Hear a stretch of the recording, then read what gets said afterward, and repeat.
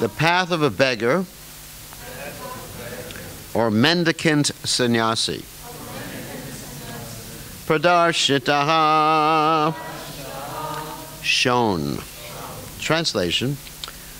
Prajapati Daksha said, "Alas, Narada Muni, you wear the dress of a saintly person, but you are not actually a saint. Indeed, although I am now in Grahastha life, I am a saintly person. By showing my sons the path of renunciation, you have done me an abominable injustice." So, purport by His Divine Grace, A.C. Bhaktivedanta Swami Srila Prabhupada Ki Jai. Sri Chaitanya Mahaprabhu said, "Sanyasira alpa chidra sarva loke goy." That's from the Chaitanya Charitamrita, Majjhīla, 12th chapter, text 51.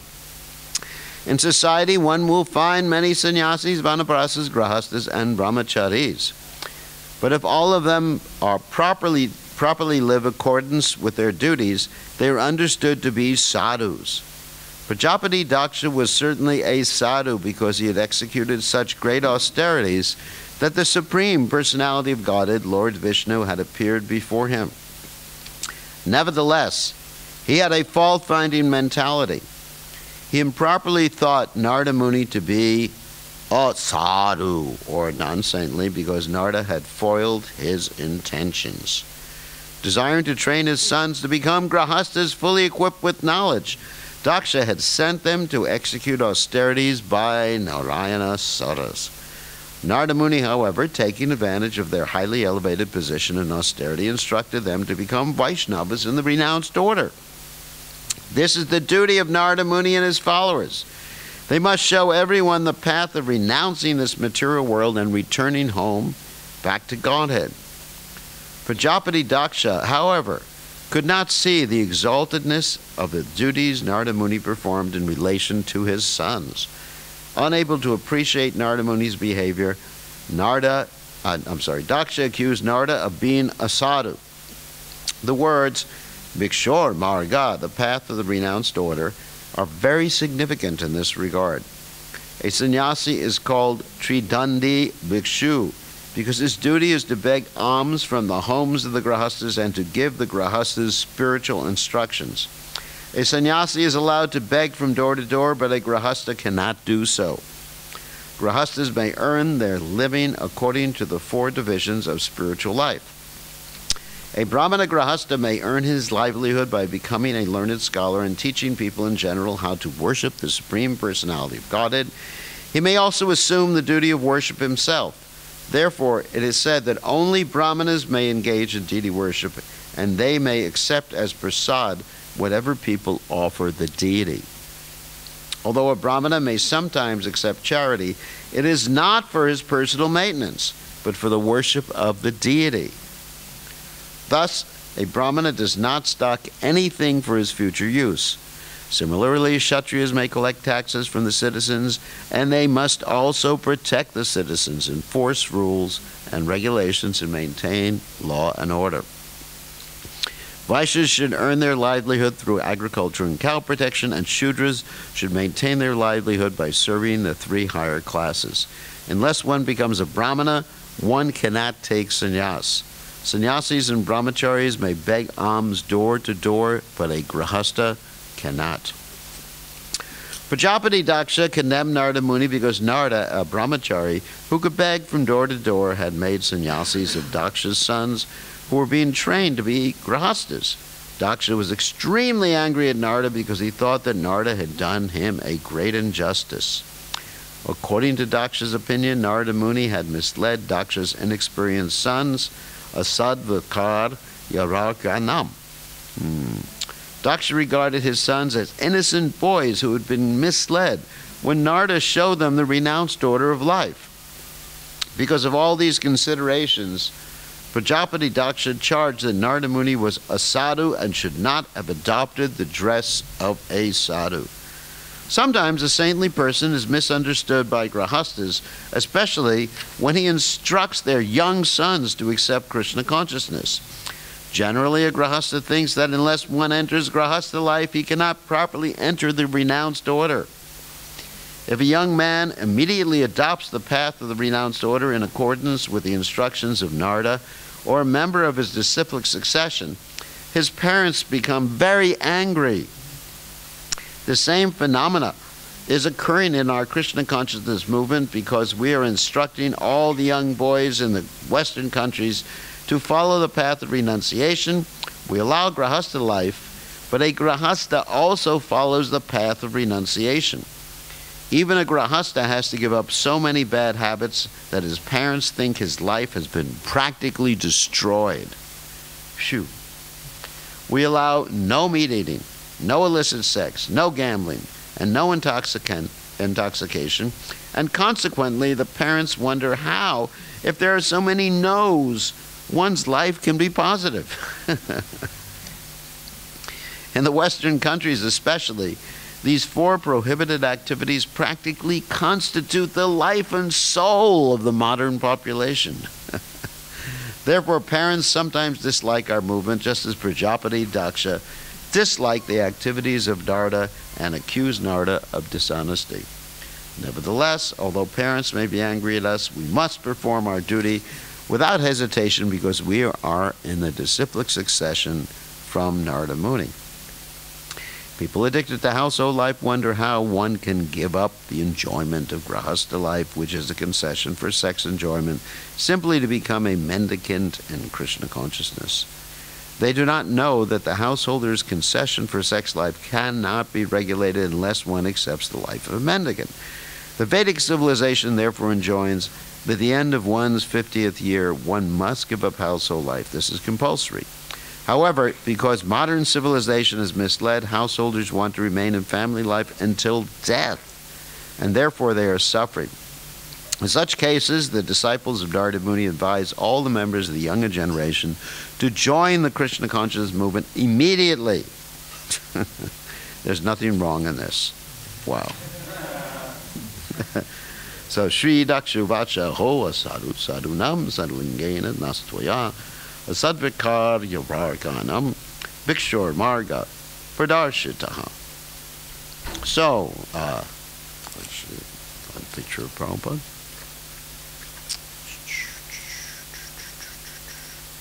Omagana Timidanda Shah Gananjana Shalakaya Jakshur and Miditam Yena Tasmai Shigurave Namaha.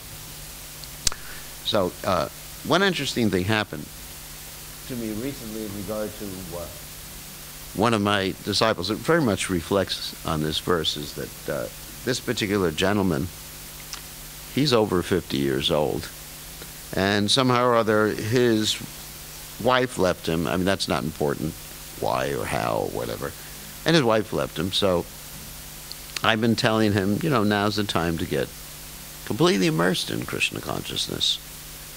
And he's from India, so Prabhupada is very much commenting on also people in the West, people from India. So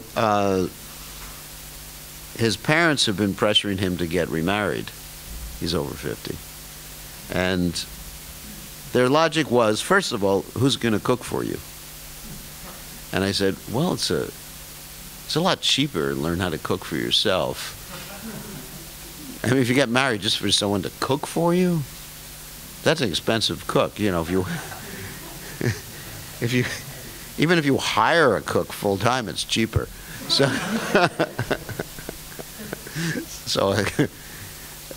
so anyway, so we taught him how to cook, or he learned how to cook because he was cooking for the deities. And so he said to his mother, I already know how to cook. I'm not going to starve to death. It's like someone would starve to death because they don't know how to cook. I mean, necessity is the mother of invention. I don't know if you ever heard that statement before. That if you have food there and nobody's cooking, you will learn how to cook. Nobody starves to death because there's food there and they don't know how to cook, right? It just doesn't happen. You may starve to death if there's no food. You know, huh? What am I supposed to do with this pot? You know, put it on my head? You know, whatever. So anyway, so he explained to his parents, I know how to cook. All right. And his parents said, no, but then you have to get married. Who will take care of you in your old age? Who will love you in your old age? And I was thinking, this is the opposite of Varnashram. That in Varnashram, you're supposed to become detached because principle mentioned in the Bhagavad Gita in the 8th chapter is yam yam vapi smaran bhavam yajatayante kalevram. Tam tam evaiti kantya siddhata bhavata. What is it? Whatever one's thinking of at the time of death, that's where you go.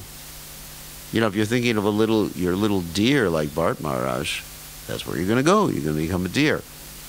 So it's a time for detachment from this world, to actually, you know, there's a time for everything in life. You know, there's a time to go to school, there's a time for education, there's a time for economic development, and there's a time for renunciation. That's Varnashram, or at least the ashrams.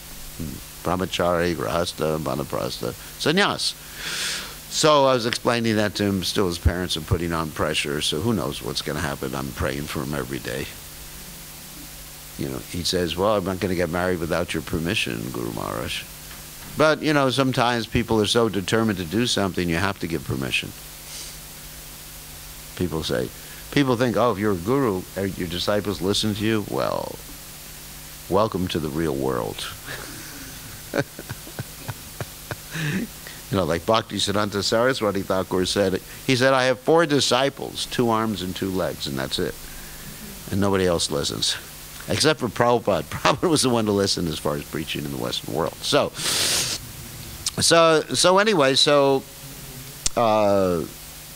let's see what happens with this particular individual.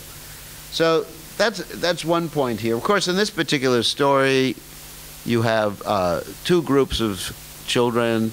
Actually, Daksha was able to have a lot of children. He had 10,000 at one time. That's called the Haryashvas. And the second group was 1,000, so that's quite a bit of children. And Daksha actually had as his responsibility to create progeny to fill the universe. I mean, it's an important responsibility. It wasn't that Daksha was engaged in some nonsense activity. It's interesting. There's this philosophy and science, here's a little science for you, called panspermia. And I'll explain what it is. One of the original followers of, not followers, but discoverers of DNA. You know what DNA is? DNA. You know, the genetic material that determines your, you know, what you're going to look like, whether you're going to join the Hare Krishna movement or not. So you have a little Hare Krishnas on your DNA strand. So one of the followers, his name was Crick. And he found that there was no way that life came about by chance. It's interesting. He actually said this. Of course, his theory wasn't that, you know, God came down or whatever. But his theory was that people from other planets came and they planted the genetic material. That's also our philosophy, because Daksha is not from the Earth planet. You know, so aliens, you know. We even have our alien philosophy. So Daksha is not from the Earth planet, and he, with his children, you know, they had all sorts of different species of life, and also Kashyapa and Kardama Muni. You know, you have all these different Prajapatis. And they did all these things. So that's called, technically, that's called panspermia. They put the genetic material, or they arrange. And of course, you have Manu, who is the father of mankind. Very interesting. So Lord Brahma had that duty to arrange, because he got the intelligence from Krishna, from within the heart, and he got that duty to arrange to fill the universe and create the universe and do all that other stuff. And he was trying to engage his sons in doing that. And not only Daksha, sometimes his sons refused to follow his order, like in the case of the Chatushna, the 4 Kumaras, right? He told the 4 Kumaras, Jai, Shishi Panchatatva Ki Jai. He told the 4 Kumaras, you should get married and be Prajapatis too. And guess what? They said, no, Dad. Now, You have to understand that in Indian culture, you don't say no to your father. It's like nowadays, you know, in America or here in Slovenia, your father says, don't join the Hare Krishna movement. You say, no, Dad, you know, just cool it. Isn't it? I mean, but in Indian culture, which is originally, I guess, from Lord Brahma and the demigods and Krishna. Anyway, so Lord Brahma told the 4 Kumaras, this is actually similar to the story of Daksha. He told the 4 Kumaras, get married and propagate the different races. And actually, some of the Prajapatis had non-human children, like you have Kadru and Vinata with the snakes and birds. So the 4 Kumaras said, no, Dad. And Lord Brahma got so angry with them that Lord Shiva popped out from his forehead. That's one of the Rudra incarnations came out. You know, the 11 Rudras, they threatened to destroy the universe. Anyway, there's a story in the Bhagavatam. So he got angry, but he didn't curse the 4 Kumaras. So it was a bona fide service. You know, some people have it that service. I mean, how else are Vaishnavas going to be born? If you say that everyone should take sannyas, then how will Vaishnavas appear in this world? And, you know, one time Prabhupada was asked, what if everyone takes sannyas? Or everyone becomes renounced and no one gets married? And Prabhupada said, that will never happen. You know, it's not something you worry about. It's like saying, what if everyone stops eating prasad? You know, it's a stupid question because it'll never happen. So, so anyway, so the married life, the grahastha life is important because one can have Krishna conscious children. One could even give birth, like Bhakti Vinod Thakur and his wife Bhagavati gave birth to Srila Bhakti Siddhanta Saraswati Thakur. Bhakti Vinod Thakur was praying for a ray of Vishnu to appear. And actually it was similar to Advaitacharya, isn't it? Advaitacharya was praying for Vishnu himself to come down. And Bhakti Vinod Thakur was praying for a ray of Vishnu, and he had Bimal Prasad, who later on became Srila Bhakti Siddhanta Saraswati Thakur. So it's a bona fide service. There's no criticism of it. I'm not going to be like the old-time sannyasis criticizing the grahastas for getting married. So, anyway, so Daksha was engaged in a bona fide service. However, why did he get angry? And he was a great devotee of the Lord, too, as mentioned here in the purport.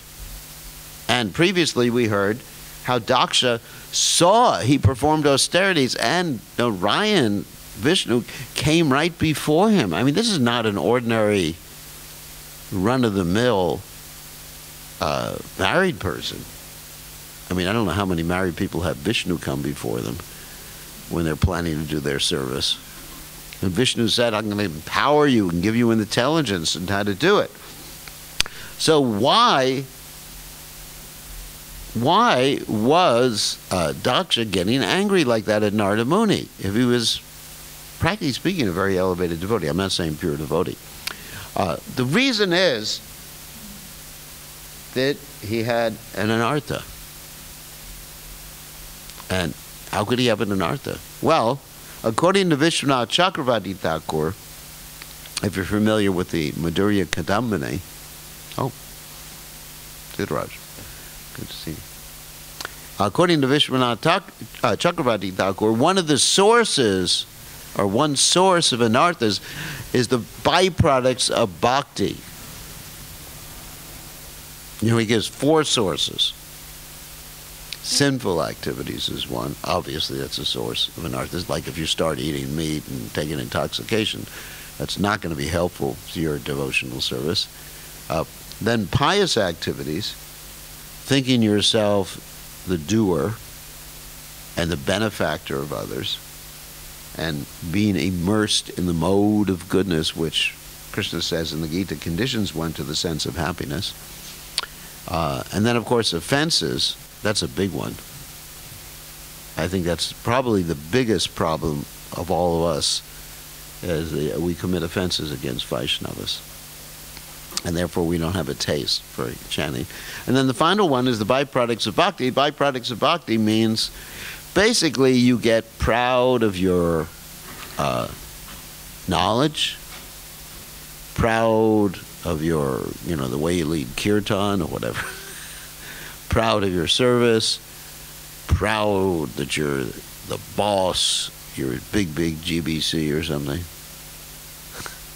There's not temple presence, they never get proud. So you get proud of these things, and because of pride, you commit offenses against others. This is a real big one that I've experienced, because we have so much knowledge, Krishna gives us ability to do different things, and then we just offend others. You think, I'm an advanced devotee, Janmai Sharya Shadasya Shribir Edavanad Adapuman. Of course, Queen Kunti prays not so much about Vaishnavas, but that people become proud because of their good birth, good family, their opulence, money. That's another thing. Now, that's another thing that's a byproduct of bhakti, that one performs devotional service, and, somehow or other, money or opulence comes, and then followers come, like Lord Chaitanya Mahaprabhu says, what the nadanam, najanam, nasundaring, followers, and attractive people, wealth comes, and so one gets bewildered. So one has to be very careful about these anarthas, that particular anartha, because it seems to be bhakti. I'm advanced in devotional service. Krishna has given me this position. And it seems to be bhakti, but it's not bhakti. It masquerades as bhakti. So this is what's happening with Daksha. The Daksha is actually thinking like this. And many of the statements he makes are not particularly wrong, but they're spoken in the wrong context. For example, it's not wrong to be a grahasta, and it is wrong, as Daksha says, to encourage people who are young prematurely to take up renunciation. That is wrong. Because what happens when you encourage people prematurely to take up renunciation, we're not just talking about young people, we're talking about people who are not realized in Krishna consciousness, because renunciation is very difficult. Especially in this age of Kali, the prohibition is there against sannyas. And the only reason for sannyas is for preaching Krishna consciousness, not to become a better devotee. I can tell you, when I took sannyas, it didn't make me a better devotee. It just made me prouder. Made me want to eat more Mahaprasadam. So, because in those days you took sannyas, not now. In those days you took sannyas, you get all the deity plates right after the deities were offered. It's like you had 6 offerings a day. Pretty good, isn't it? You hear the conch shell, and the conch shell being blown means prasadam is coming. And all those sweets, you get them big maha plates. Wow. So, if one, I'm not saying I took sannyas prematurely, I took it at the right time. But if one is encouraged in renunciation prematurely, it won't last. Because the word sannyas doesn't mean simply renunciation. It's composed of 2 syllables or 3 syllables. Sannyas. Actually 2 syllables. That means acceptance and renunciation. Which means, just translating that into a verse in Bhagavad Gita, Rasa Varjam Rasya Pirsa Pranam Drishanivartate. One has to have a higher taste. One has to be disinterested. Nirapeksha. One has to be able to focus his mind on Krishna and become attached to Krishna, just like we hear in the Bhagavad Gita. What is that? Jayato Vishak Pumsam Sangos Tesha Pajayate. Right? From contemplating something, you become attached to it. I'll give you a practical example of my own life about that. Okay. Confessions, true confessions. All right, anyway. So recently, I was flying in an airplane, and I read about, there's a place in America called Disney World. Anyone's heard of that before? No, you haven't heard. You're innocent, young man. You should take sannyas. And I read that they just established a exhibit, whole world, like based on Star Wars. You know what Star Wars is? No. He doesn't know anything. Anyway. So, and I was thinking, when I read it, I was thinking, why can't I go? And I started to meditate on it. You know, that's my Maya. What can I say? At least it's not anything to do with breaking the regulated principles. So, because I was a big fan of Star Wars. Anyway, so I read it, and it had all these things, Darth Vader and everything like that there. And the more I read about it, the more I think, why can't I go? You know, what is this? How can I go? You know, I was planning my mind how to go. You know, because I was contemplating it. And the attachment was developing more and more. Yes, I should go. I'll get one of my disciples to sponsor and go with me. And we'll say that we're actually learning about how to propagate Krishna consciousness. You know, so excuses were coming into mind too. And then Krishna sort of in my ear said, "You nonsense." I said, "What was that?" Let me plug my ears up so I don't hear that. Anyway, so Krishna said, "You nonsense." And I said, "Yeah, you're right." And so immediately I stopped contemplating it, and the desire went away. It's pretty cool, isn't it? That if you don't contemplate something, you know, thinking, feeling, willing, right? If you contemplate something, you get attached to it, you get attached, you get lusty, you get angry. And, you know, the rest of the procedure happens according to the Bhagavad Gita. So it was interesting. Now I don't even think about it. The desire's not. But if I start contemplating it, the desire will be there. Interesting. So it's a question of refocusing. So to be a sannyasi, one has to be able to refocus the mind on Krishna. And as Prabhupada said, one has to be a Brahmin. So it has to be refocusing the mind on Krishna in such a way that it's Brahminical. In other words, preaching, studying, writing, explaining things to people, teaching, like that. These are all Brahminical activities. One has to be inclined towards those Brahminical activities to be a sannyasi. There's nothing wrong with being a Kshatriya or Vaishya or Shudra. I mean, if one feels an inclination towards managing, fine. Or towards banking and commerce or cow protection, fine. Or towards artistic things, fine, but don't take sannyas. And so, anyway, so that's the quality of a sannyasi. And if someone, and so Daksha was absolutely right. If now one isn't mature, arvakanam, as this statement is, they're not able to reason things out. Actually, that's the literal translation of that word in the purport, in the verse. Then, at that point, you know, there's encouragement. Like Prabhupada gave the example, referring to the story in the 8th canto about Gajendra the elephant.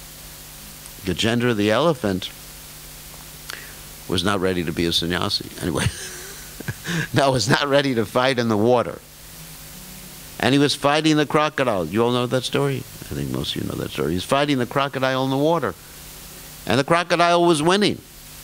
And Prabhupada used that story to illustrate the point that someone should be situated in their natural ashram to be able to continue Krishna consciousness year after year in a steady pace. Like we talk about the race between the tortoise and the rabbit. You know, the tortoise won because he was steady. So that is the point. The people should be in their natural psychophysical condition so they can execute Krishna consciousness throughout their whole lives and serve Lord Chaitanya's mission enthusiastically. Okay? Everyone's different. And so Daksha was half right, but he was applying it in the wrong situation because his sons were actually qualified to take sannyas because they were executing austerities, and Narada Muni ascertained that.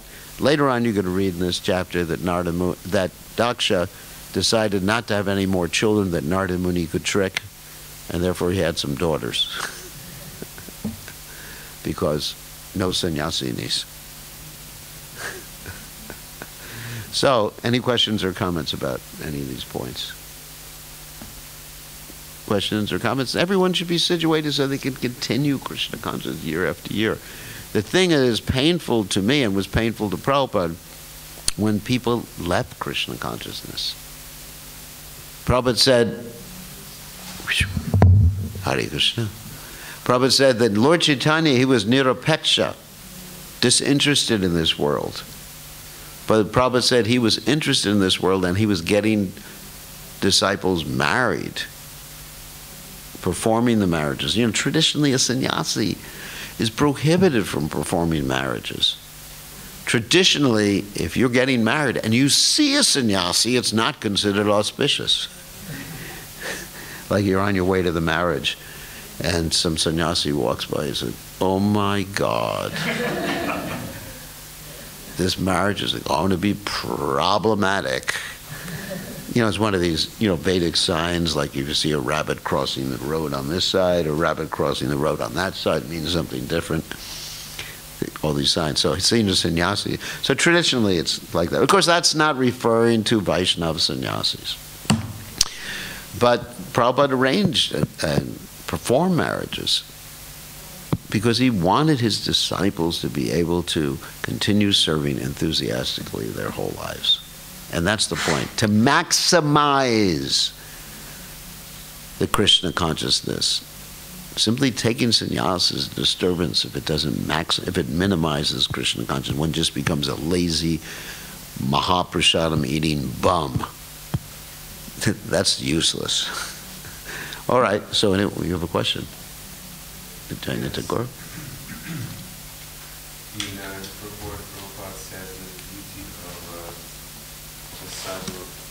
Is to encourage renunciation. And renunciation. Yeah. So my question is, how to still apply this information that's coming from Shastra, even though I know that that's not right now for me. Okay. Yes, you're wearing white. So, so let's just talk about what renunciation means. What are the first two surrendering principles of Chaitanya Mahaprabhu? Does anyone know? Sharanagati? Yeah, to accept what's favorable, reject what's unfavorable. That's what renunciation is. That even though, I mean, for example, I have to do things that are not traditionally the duty of, you know, I'm managing, oh my God, don't remind me. So I have to be GBC, go to GBC meetings, and it's not really like ecstasy, you know, I go to the meeting and, oh my God, I get to manage, and ecstasy. No, but it's what Krishna wants. So that's part of my renunciation, is doing things that are not traditionally the duty of a sannyasi. Wow. You know, managing, dealing with money. And traditionally, the grahastas were the ones who initiated and had disciples, because they could maintain an ashram. I mean, once in a while, you have Narada Muni, of course. He had an ashram in Narada Kund in Govardhan. But traditionally, it's like that. So Prabhupada's renunciation was to do things that were prohibited for a sannyasi, like crossing an ocean, dealing with money, you know, Prabhupada even taught the first ladies how to wear saris. Can you imagine a sannyasi? I didn't even know how to wear a sari. Someone will have to show me. In case I happen to be a gopi or something like that. Get back to the spiritual world and say, I don't know how to deal with this. Anyway. So Prabhupada had to do things, can you imagine? And his godbrothers criticized him for that. In so many ways. Not even godbrothers, so many people criticize. You know what kind of sannyasi is that? Prabhupada said, even Prabhupada was using a microphone or a tape recorder, you know, yukta vairagya. And people criticize, but a sannyasi means real sannyas, accepting, rejecting, accepting everything favorable. So a grahastha can actually be a sannyasi in essence, not in name, but in essence, because he's accepting the married order of life to serve Krishna. And that's what's favorable for him. What's favorable for you may not be the same thing that's favorable for me. It's different. Everybody's different. One man's food is another man's poison. So that's renunciation. I accept things, whatever way I can maximize my service for Srila Prabhupada. You know, I would love just to sit down at Govardhan and chant the holy names and say, goodbye, cruel world. It's a cruel world, I tell you that. Just like we had one of Prabhupada's godbrothers, Krishnadas Babaji, he was a Babaji. And he was authorized to do that. And so whenever we asked him a question, he would just laugh at us and chant Hare Krishna. I'd like to do that too, you know, so. Like Ananta says, you know, comes up with some management thing and he says, and I just go, Hare Krishna, Krishna Krishna, Hare Hare, Hare Bol, Gauranga. I mean, that would be ecstatic. Yeah. But my renunciation is that I can't do that. I have to accept what's favorable. How do I know what's favorable? To maximize the service for Srila Prabhupada's mission. That's what's favorable. That's my standard. And so, Grahastha, you remain stable and you serve Krishna your whole life. You know, very nice.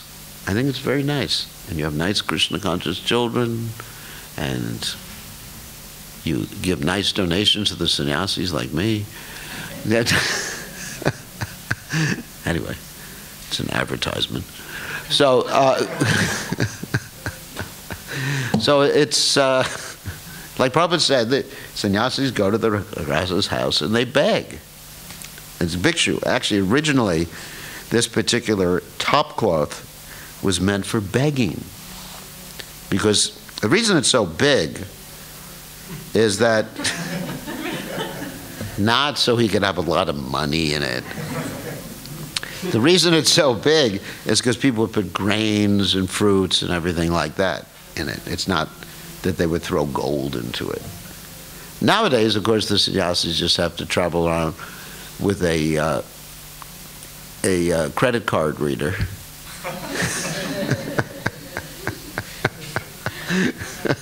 They don't need this anymore.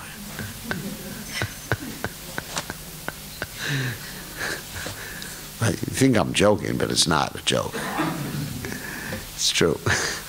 So anyway, so that's why it's called bhikshu, Tridandi bhikshu. Tridandi means the three sticks, body, mind, and words, and actually there's a fourth one too.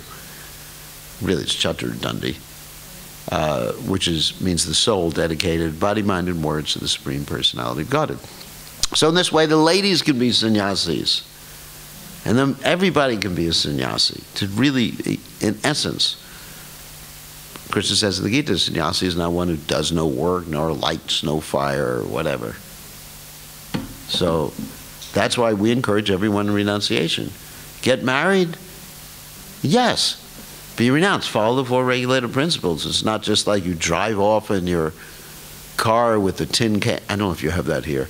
The tin cans behind the car. Did you ever do that? You know. In America, someone gets married, you know, and they have these tin cans connected to the car, and they drive off into the sunset, and they go off on their honeymoon to, let's see, what's a good place in Europe to go to? Italy? When? Where? Venice. Oh yeah, Venice. They go on a gondola, which happens to be in the sewer system of Venice. You know, there's such a romantic thing. All the sewages. You're not supposed to go swimming in the canals because you could die immediately. Did you know that? There's signs that say, no, don't go swimming. And so they go, and the gondolier is singing, "Oh, solo mio." You're mine, you know, basically. You're only mine. You know, solo means only, mio, mine. So, anyway, and someone's singing the song right now. So, so it's not that's not a grahasta life. You know, you go down in Italy, the gondolas, you know. But you know, you can go on pilgrimage to all the holy places for your honeymoon. That's fine. Where did you go on your honeymoon? Well, we went to Sri Rangam, Kanchipuram, Vrindavan, Mayapur. You didn't do anything fun? No. That is fun, serving Krishna. So that's renunciation, isn't it? Dedicating manasa deha geha yokya shamorya arpilam tuya pari nanda kishore, as Bhaktivinoda Thakur said. He was most renounced. He's called the seventh Goswami, as Bhaktivinoda Thakur. Did you know that? Seventh Goswami. And Bhaktisiddhanta Saraswati Thakur said, if he could have, he said if he was convinced he could have Krishna conscious children, he'd be prepared to get married and have sex life 1,000 times. So that's a great austerity, having Krishna conscious children. I mean, it's austerity taking care of children, isn't it? I mean, some of you who are not married may think, oh, they're just cute and they smile all the time. Not really. At night they get up. Can you imagine at night being woken up in the middle of the night? Ah! Isn't it? Don't they do that? I don't know personally. I mean, but they do that. I mean, I'm on an airplane sometimes and the kid is screaming. I said, oh, well, that demon, you know. No, really, don't say that. Why don't you just shut him up? So it's an austerity. I think it's more austere than being a sannyasi. Sannyasi is easy. I just come places, people feed me. You know, I can get whatever I want. You know, just like devotees ask me, where'd you get this nice hat? I said, I don't know. People give me thousands of hats. I don't know where it came from. I didn't buy it. So it's more austere. It's more austere to be a good grahasta, isn't it? And so that's renunciation. Okay, any other questions? Yes. I would like to ask you about the livelihood of brahmanas. From the purport, I could understand that brahmanas can only live in the temple and teach how to... Brahmanas can live in the temple, live austerely, yes. Yajan, patan, dana pratigraha, yeah. Can you say some practical The Brahman's livelihood is teaching, studying, teaching, performing sacrifice, learning how to do sacrifice, giving in charity, and accepting charity. That's Brahman. Of course, it's Kali Yuga, so sometimes people who are Brahminical have to do other things to maintain their family. This is life. You know, it's not, you know, technically in traditional society that would be considered Shudra occupation where you go begging for a job. Prabhupada talked about that. But because we are actually trying to be Vaishnavas, then Grahasta basically can do something without over-endeavoring, so keeps his good sadhana, can still serve the mission. Depends on his inclination. I mean, some grahastas live in the temple their whole lives, with their families there, and they just serve the deities full time, which is nice. And others live outside, and they give the fruits of their work, the money, to the temple, and that's nice too. You know, when Krishna says, Yat karosi yadasnasi yad jahoshi dadasi yad. Whatever you offer, whatever you give away should be done as an offering to me. So one can serve Krishna with, the Prabhupada said one can serve Krishna with one's life, with one's money, with one's intelligence. There's different ways of serving Krishna. So I think to be practical in this day and age, you know, Grahastha has to do something honest to earn his living. That's all I can say. Previously, yes, there was more facility for Grahasthas. You could live simply. In India, it didn't get cold. You didn't have to pay heating bills. You know, you could live with just like a simple dhoti. You didn't need coats. So Grahastha didn't need that much. He could, I mean, there's so much vegetables around. But today, you know, you're dealing with a money-centered economy. It wasn't a barter exchange economy.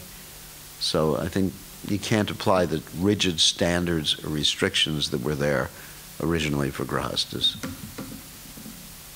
Just do something honest. Something honest. So, does that answer your question?